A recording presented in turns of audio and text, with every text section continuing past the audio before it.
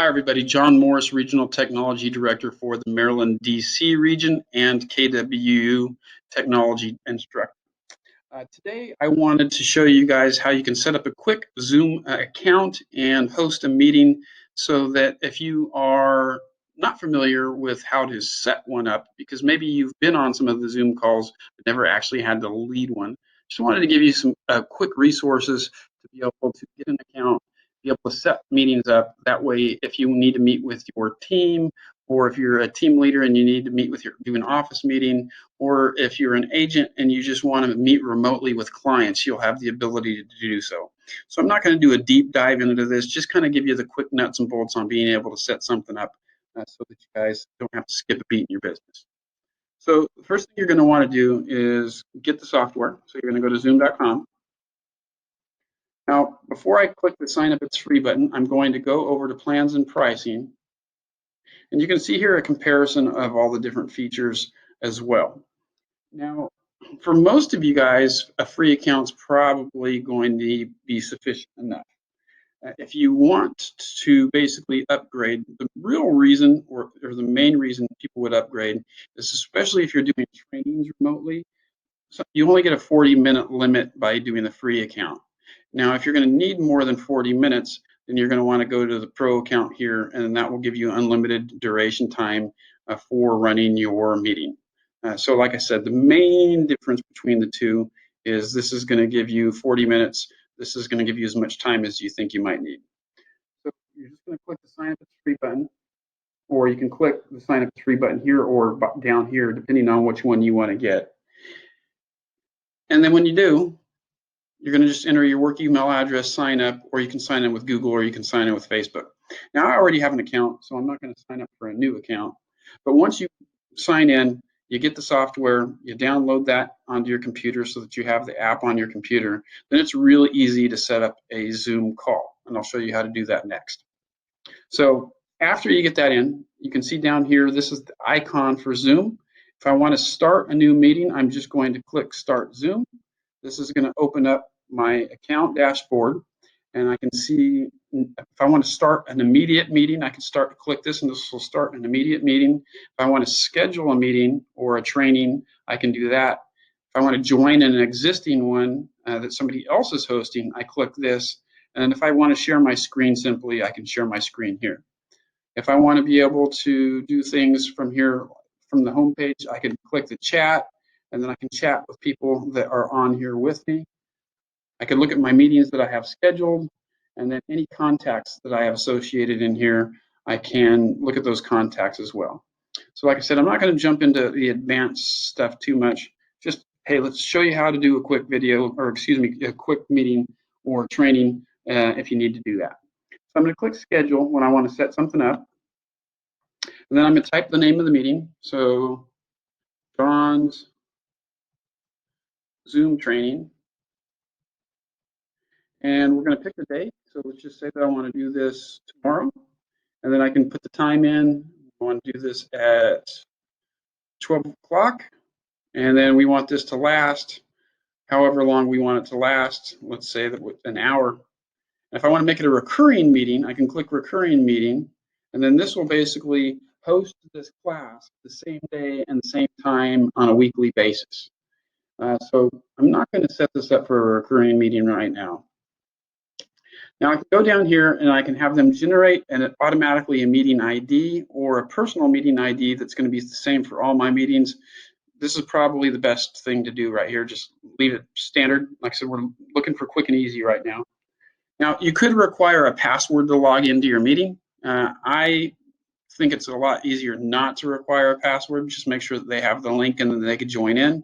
If you're going to be doing maybe a personal meeting that has confidential information, then you might want to put a password encrypted thing in there so not everybody could join, just people who have the password. Now what it means by video is if you want to host this video or host a meeting, when you start the meeting, do you want people's cameras to have their faces show up, or do you want those turned off? And that's you as well too. When you start the video, do you want to have your camera off or do you want to have it on? So you can do either one of those things. Personally, I like to see people's faces, and so I'm going to start with the video on.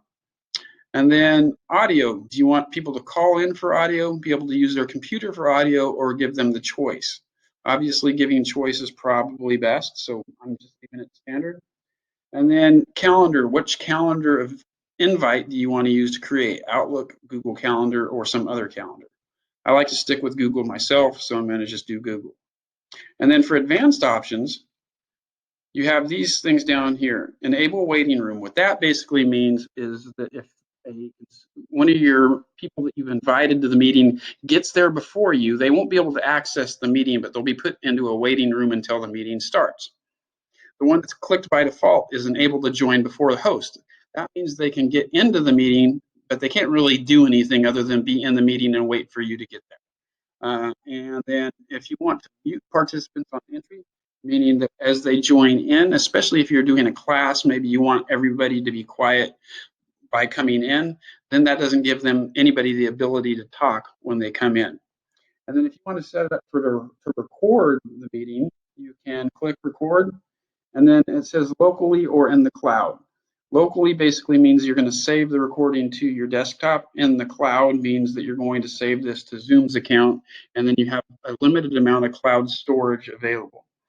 As this stuff fills up pretty fast, I would just recommend just saving it to your desktop or your laptop. And then after that, we can just click the bottom here and hit schedule, and then that will schedule that meeting for us. And then it's going to ask us, since we chose Google Calendar, to sign into our Google account. So I'm going to click to get in my Google account. And it's asking for permission to access my calendar. So I'm going to allow that. And then now you can see here that this just gives me the ability to send an invite, so I can add all the guests that I want to put in and send this invite out to the guests. Okay. And then if I don't have their names there, I can also copy this information here. Because all my clients really need, or all my agents really need, is this little blurb right here. It gives them the link to get in and the meeting ID. And then when they come in, they can go directly to that. With the link, they can go directly into the meeting. Or if they log into their Zoom account and then want to plug in the meeting ID, they can use that as well too. So not going to necessarily mess with this too much. I'm going to get out of there. I'm going to go back to my Zoom account, and then now you can look at my future meetings. We can see that my John's Zoom training is now right here. This has the meeting ID right there. I can hit copy invitation if I need to get that invitation back, and then I can see what that invitation looks like, and then I can paste that into an email address, or if I want to, I could just take this pretty much and send that to whoever I want to invite to this. Okay. So now the day of my meeting arrives and I want to start my meeting. So I'm going to go to my meetings and then just simply click start.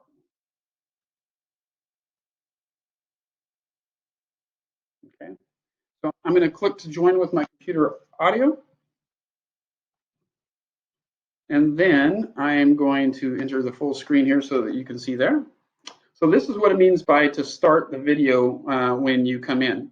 Now, if I didn't want to have my video on, I could hit stop video, and then that will put on either my name if I don't have an image uploaded in there, or if you want to customize your account a little bit, you can also upload an image that will kind of show as your image holder when you're in the thing here. Now, after I start the class or the meeting, if I want to invite further people, I can click invite, and I can invite people that are in my contacts, or I can send an email out directly from here reminding somebody, hey, get into the meeting, right? In addition, down here, I can manage the participants. So as I manage the participants, I can mute anybody that's talking, or I can unmute them if I want to as well. Now, I can also share screen. So if I click share screen, I can go in here and I can share my desktop. I can create a whiteboard to share. I can stream things from my phone onto here as well too. And then you can see here that this was the screen that we were just on. And now, as you see here, you can look at the email that I had opened. And here, if I'm doing a demo on, say, command, I can go into command and demonstrate whatever I need to demonstrate. which is pretty cool. So I'm going to stop the share by clicking the stop share button up top here. And then this takes me back into the meeting. And then, like I said, what's pretty awesome too with the share screen, if I wanted to do a whiteboard thing, I could do a whiteboard, hit share there, and then I can draw things here and map things out with whoever I'm having the conversation with as well. I'm going to stop the share again there. So again, you have the ability to not only talk with people and have video with people, you have the ability to share your screens. You have a whiteboard that you can use if you need to draw some information out as well too. So pretty cool. Now, you got this chat box down here, so people can send chat messages to you, and you can send chat messages back to people too. So as your participants are there, they can say, hey, that was a great idea. Or can you post the link to that? And then you can send messages to everybody that's on the call or everybody that's in the group, or you can toggle this. And if somebody else was on, you could send something specifically so that only that person can see it and not everybody in the group can see it as well. You can do recording. You can see up here that I had set it to automatically record. If you didn't have it set to automatically record, you can click the recording buttons on to start, stop, or to begin the record. And then if you wanted to react to things, you can do a quick emoji saying, hey, that was awesome, or whatever. Now, when you're done with the meeting, and actually before we go to that, if I wanted to put myself on mute because somebody else is talking and maybe there's some background noise, I can click that to mute myself as well. And then, like I said, if I want to put the video back on, I can click that to start the video back on. And then when I'm all done with the meeting, then I can just click the end meeting button here. And then now, once I click that, it's going to ask me, do I want to leave the meeting personally myself and let everybody else stay, or do I want to end the meeting for everybody?